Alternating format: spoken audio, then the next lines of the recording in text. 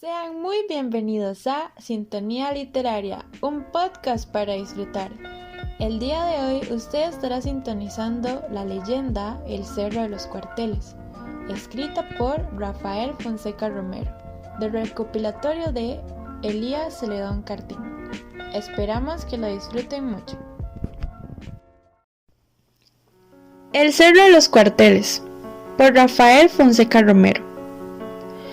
Yo he ido 3 veces a ese cerro. Hay varias piedras o monolitos que forman camino a una planicie en la que se encuentran grandes lajas que cubren las tumbas de los indios ahí enterrados. Estas palabras que oyera en un corrillo motivaron a que despertara en mí el ansia de conocer el Cerro de los Cuarteles, distante de San Andrés de Tarrazú, cosa de 2 horas a caballo. Bello lugar San Andrés. Un poco quebrado su suelo, pero majestuosos sus panoramas. De sus habitantes ni qué decir. Todos cabales, trabajadores honrados y hombres que, como tales, dan la mano y no la quitan.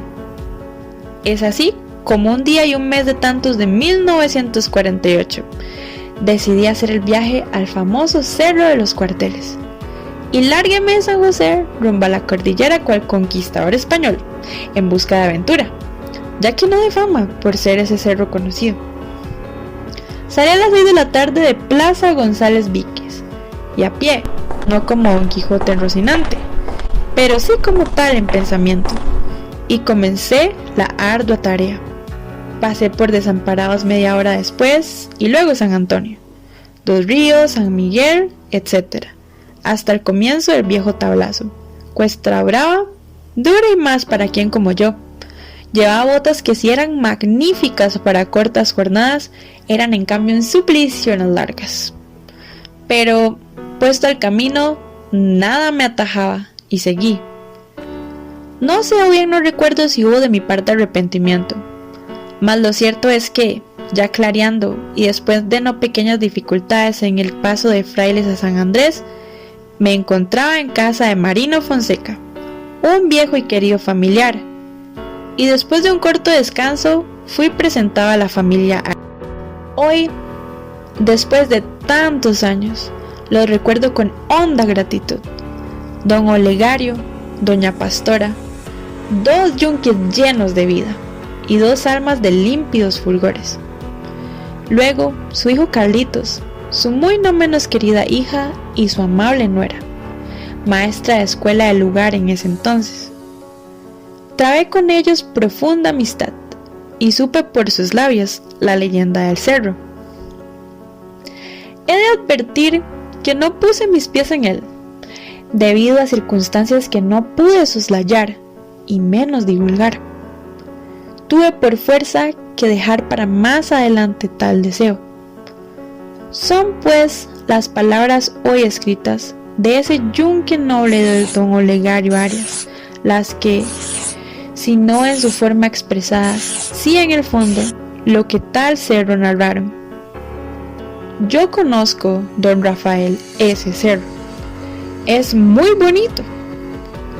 Todo él es un jardín, solo flores y sol, muchas aves, y desde su cima se ve el más bello panorama que imaginarse puede.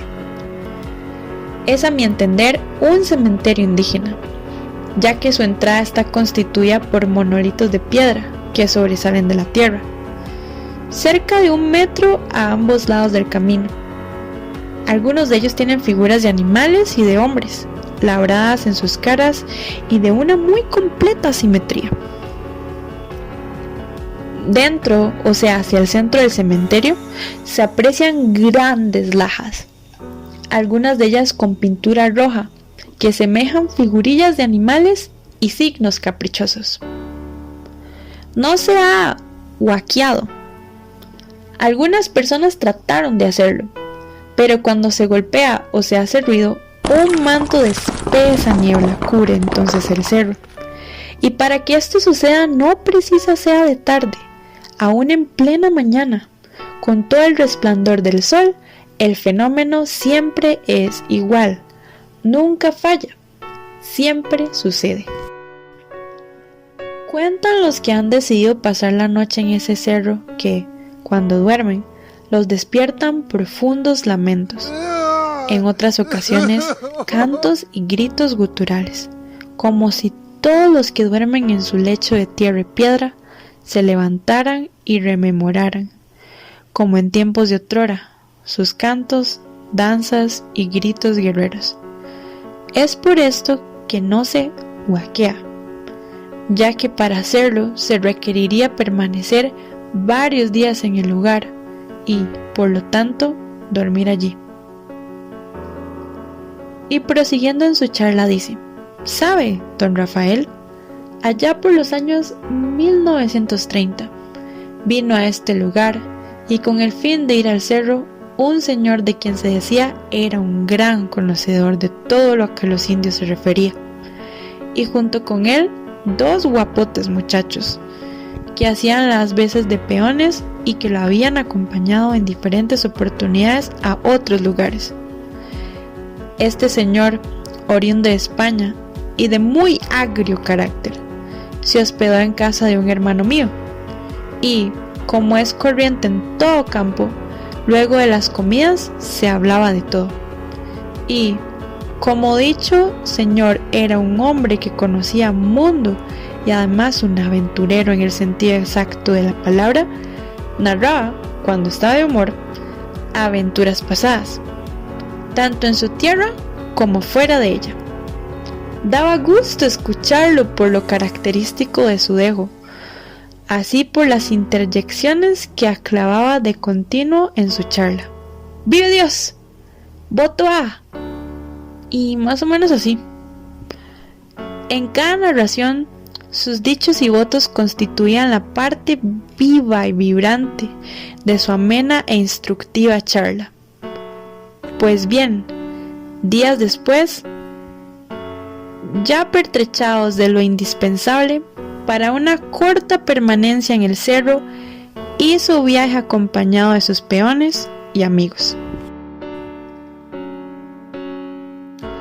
Después del despido de rigor, los jinetes sobre buenas bestias largáronse rumbo al dicho cerro de los cuarteles.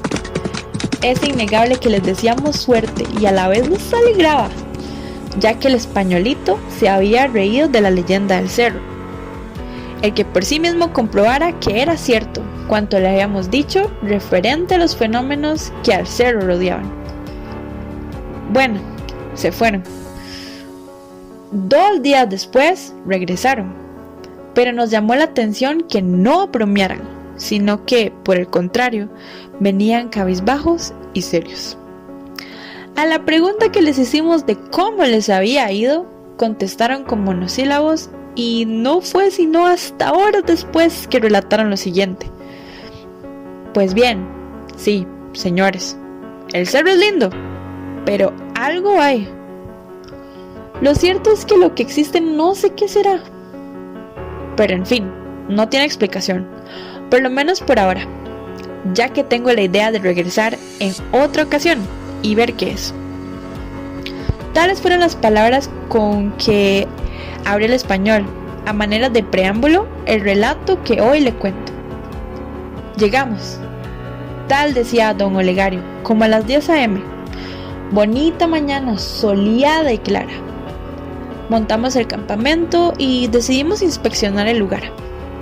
Dimos varias vueltas viendo los monolitos y observando las lajas superpuestas que cubrían las tumbas.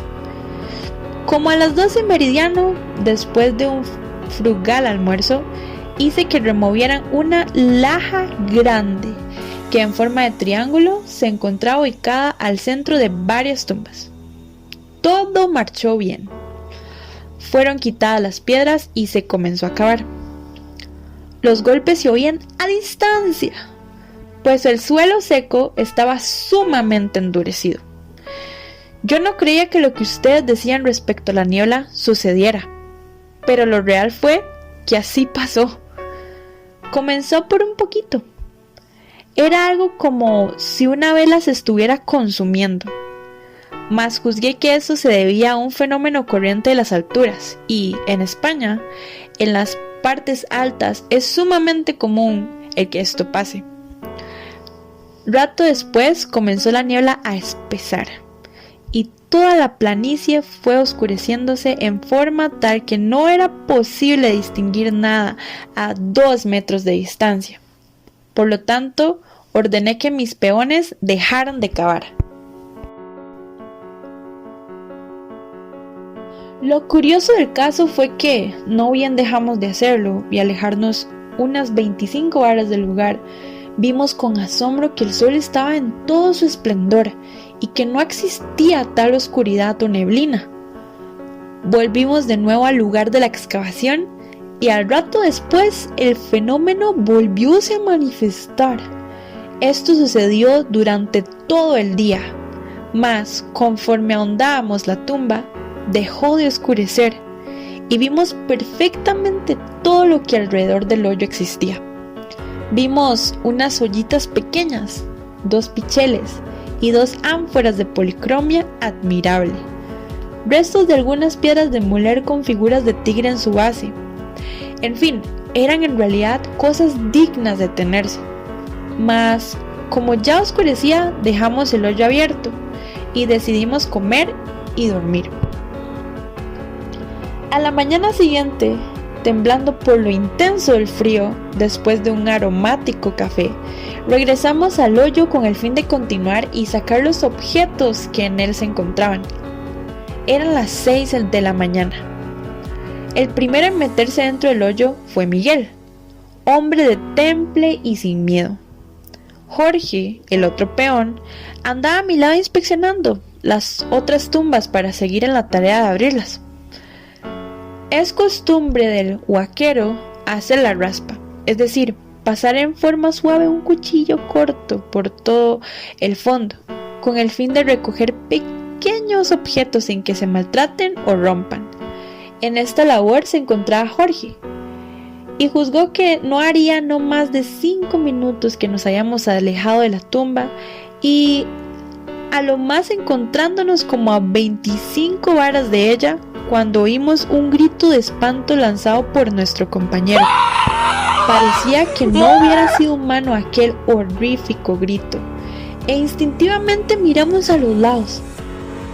Una nueva llamada de auxilio nos hizo correr al lado de nuestro compañero. ¿Qué pasó, Miguel? No sé lo que es, patrón. Y al mirarle el rostro vimos que el color había desaparecido. Era como si acabase de salir de tumba propia y no de la del indio en donde había estado trabajando. Pero, ¿a qué se debe el grito o los gritos que has dado? Es esto. Comencé por sacar la piedra grande de moler cuando sentí como si un grueso mecate se me hubiese adherido a una pierna. Al mirar hacia abajo veo una serpiente que se arrollaba a mi pie. Era verde, de ojos rojos y gruesa como mi misma pierna. Fue entonces cuando grité, saltando fuera del hoyo y llevando en la pierna derecha el horrible reptil. No hice más que salir cuando desapareció. Y vea, en la pierna no tengo nada. ¿Qué será lo que hay?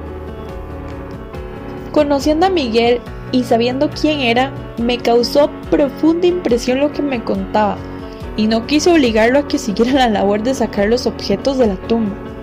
Fue Jorge el que propuso quedarse y que me acompañara Miguel en la excursión por el cementerio.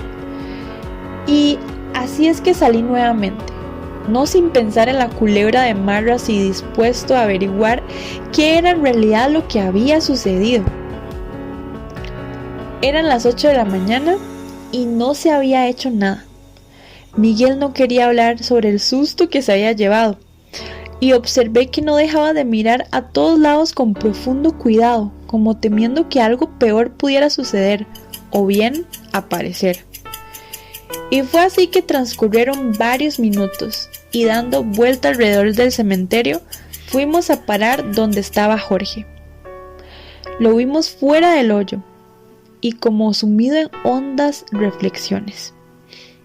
Al acercarnos a su lado, saltó como resorte. Era manifiesto que algo le había sucedido, y lo mantenía con la vista fija a lo profundo del hoyo, como tratando de ahondar con la vista lo que en su fondo no lograba ver. Luego, monologando como para sí mismo, se lo oyó decir: ¡qué raro! ¡Qué raro! Y lo curioso era que se observaba la ropa, la palpaba y la restregaba con sus manos, como exprimiéndola, tratando de sacarle algo a la tela que no podía ver y que sin embargo debía de sentir. Jorge, ¿qué te sucede?, fue mi primera pregunta. Volvióse lentamente hacia nosotros y después de mirarnos con atención, nos dijo: patrón, perdone, pero me gustaría que usted entrara para ver si le sucede lo que a mí. Tengo miedo a estas tumbas y no estoy dispuesto a entrar más en ellas.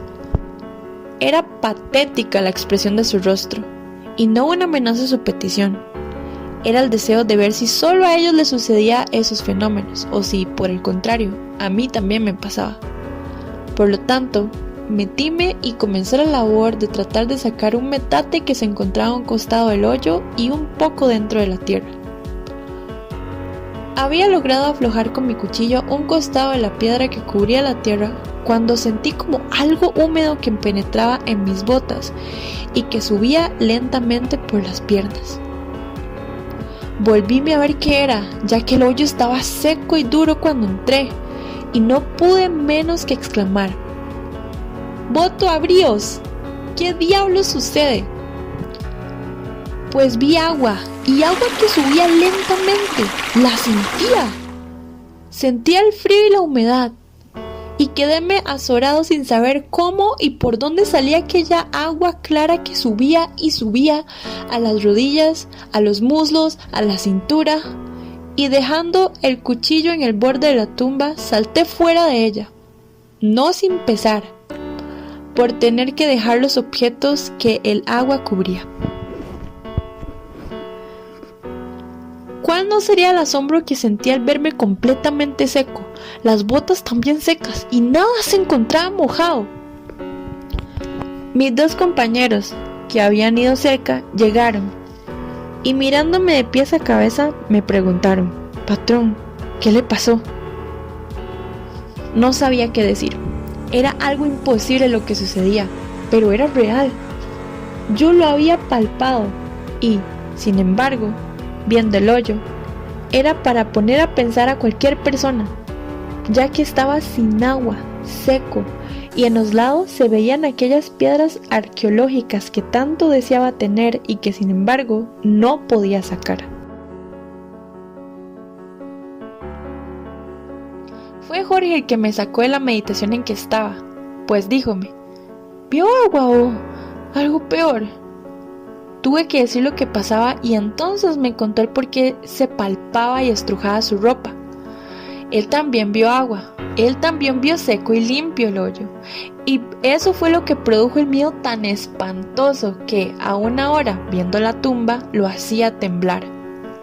No me era posible creer lo que vi y sentí, y fue esa la causa por la cual quise persistir en mi loco anhelo de sacar, si no todo, por lo menos algo de lo que en la tumba se encontraba. Era un violador, y creo justo el susto que luego llevé. Bien merecido lo tuve.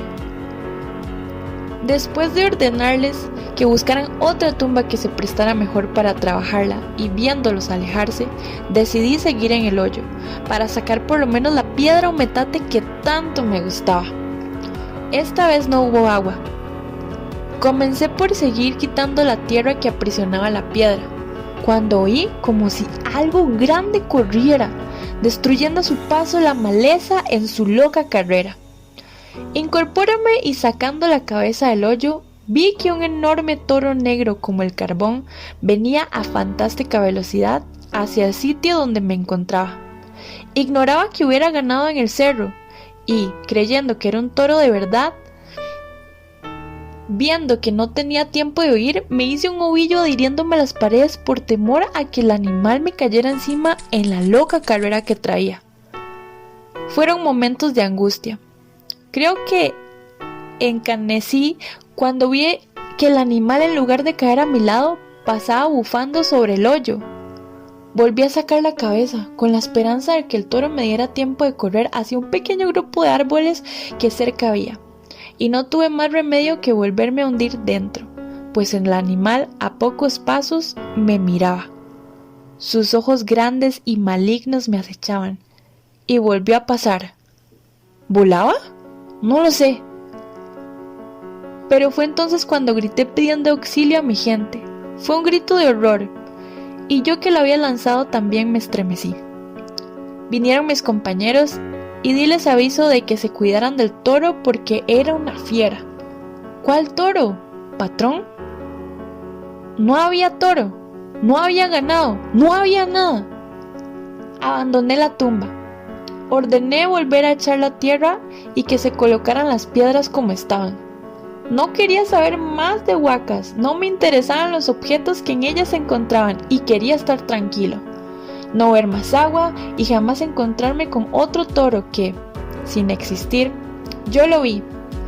Y que al ser tal vez el alma de un indio era más fiero que los toros que lidian en Sevilla y más feo que encontrarse solo en un cortijo donde únicamente toros de lidia hubiera. No creo necesario decirles que fue el trabajo que con más gusto y presteza hizo mi gente. Taparon el hueco, colocaron las piedras y aquí me tienen. ¿Volveré? No lo sé y vive Dios. Que algo, pero algo, y feo, se encuentra en ese cementerio indígena.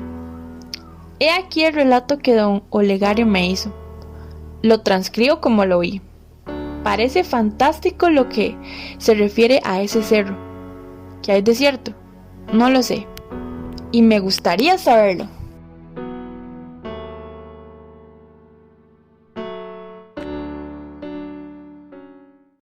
Usted acaba de escuchar Sintonía Literaria, un podcast para disfrutar. Esperamos que la hayan pasado bien y los esperamos en nuestro próximo episodio. Muchas gracias por sintonizarnos.